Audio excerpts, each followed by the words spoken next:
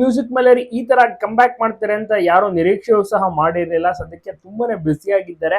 ಕರ್ನಾಟಕ ಮಾತ್ರ ಬಲ್ಲದೆ ಕರ್ನಾಟಕ ಬಾರ್ಡರ್ ಅನ್ನ ದಾಟಿ ಮಹಾರಾಷ್ಟ್ರ ಕಡೆ ಅಲ್ಲಿ ಬಾರ್ಡರ್ ಸರೌಂಡಿಂಗ್ ಏನಿದೆ ಊರುಗಳು, ಸೊ ಅಲ್ಲಿ ಕನ್ನಡ ಜನರು ಇರ್ತಾರೆ.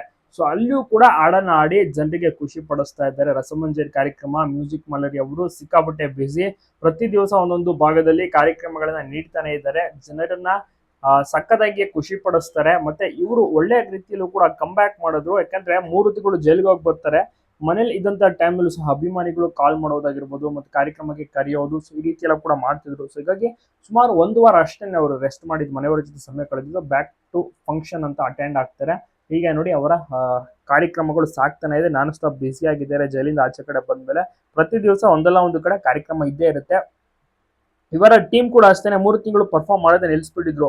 ಆಚೆ ಕಡೆ ಬಂದ್ಮೇಲೆ ಎಂದಿನಂತೆ ಕಾರ್ಯಕ್ರಮಗಳು ಬುಕ್ ಆಗಕ್ಕೆ ಶುರು ಆದ್ಮೇಲೆ ಈಗ ಎಲ್ಲಾ ಕಡೆ ಹೋಗಿ ಪರ್ಫಾರ್ಮೆನ್ಸ್ ಅನ್ನು ನೀಡ್ತಿದ್ದಾರೆ. ಜನರಿಗೂ ಕೂಡ ಬಹಳಷ್ಟು ಖುಷಿ ಇದೆ. ಅವರು ಕೂಡ ನೋಡಿ ತುಂಬಾ ಎಂಜಾಯ್ ಮಾಡ್ತಾ ಇದ್ದಾರೆ. ಮ್ಯೂಸಿಕ್ ಮಲರಿ ಅವರು ಬರ್ತಿದ್ದಾರೆ ಅಂದ್ರೆ ಸಾಕು, ಜನರು ತುಂಬಾ ಜನ ಸೇರ್ತಾರೆ. ಅಲ್ಲಿ ಸನ್ಮಾನ ಆಗಿರ್ಬೋದು, ಹಾರಗಳ ಒಂದು ಸುರಿಮಳೆ ಆಗಿರ್ಬೋದು, ದುಡ್ಡಿನ ಒಂದು ಸುರಿಮಳೆ, ಮತ್ತೆ ಜೈಕಾರ, ಎಲ್ಲವೂ ಕೂಡ ಬರ್ತಾನೆ ಇರುತ್ತೆ. ನಿಜವಾಗ್ಲೂ ಇದು ಅಲ್ವಾ ಫ್ಯಾನ್ ಫಾಲೋವಿಂಗ್ ಕ್ರೇಜ್ ಅಂದ್ರೆ.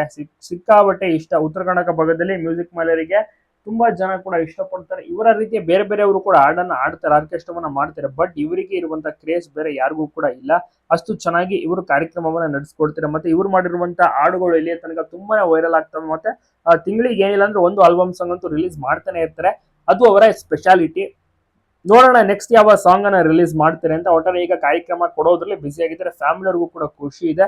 ಮ್ಯೂಸಿಕ್ ಮಲರಿ ಅವರು ಎಂದಿನಂತೆ ಮೊದಲಿನ ರೀತಿ ಆದ್ರೂ ಚೆನ್ನಾಗಿ ಕಾರ್ಯಕ್ರಮವನ್ನ ನಡೆಸ್ಕೊಡ್ತಾ ಇದ್ದಾರೆ ಅಂತ. ಮತ್ತೆ ಅಭಿಮಾನಿಗಳು ಕೂಡ ಅಷ್ಟೇ ಅವ್ರು ಕೇಳುವಂತ ಸಾಂಗ್ಗಳು ಅಂದ್ರೆ ಇವರೇ ಆಡಿರುವಂತ ಸಾಂಗ್ಗಳೇ ಜಾಸ್ತಿ ಅಲ್ಲಿ ಆಡೋದು, ಜಾನಪದ ಸಾಂಗ್ಸ್ಗಳು. ಅದನ್ನೇ ಇವರೊಂದು ಸ್ಪೆಷಾಲಿಟಿ ಅಂತಾನೆ ಹೇಳ್ಬೋದು. ಸಖತ್ತಾಗಿ ಆಡ್ತಾರೆ. ಹಲವಾರು ಸಾಂಗ್ಸ್ ಗಳನ್ನ ಇಲ್ಲಿ ತನಕ ಆಡಿದ್ದಾರೆ. ಅದೆಲ್ಲವನ್ನೂ ಕೂಡ ಅಲ್ಲಿ ಪರ್ಫಾರ್ಮ್ ಮಾಡ್ತಾರೆ. ಜನರು ಕೂಡ ನೋಡಿ ಖುಷಿ ಪಟ್ಟು ಬೆಸ್ಟ್ ವಿಶಸ್ ಗಳನ್ನು ಕೂಡ ತಿಳಿಸ್ತಾರೆ.